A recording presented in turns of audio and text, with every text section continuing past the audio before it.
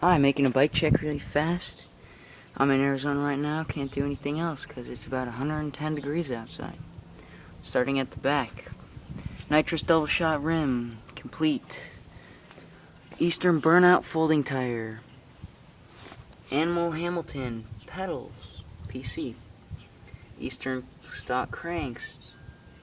Medusa 3 sprocket, KMC chain. Fit seat post. Stock Eastern seat.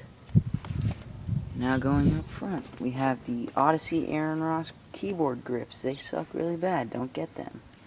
Then we have the Colony official stem, the Kink Links bars, Kenda contact front tire, stock forks, and then the Eastern stock front rim, I guess.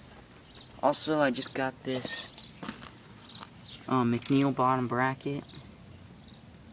I don't know, my other one just broke, so it's really not too great, but it works. Thanks for watching.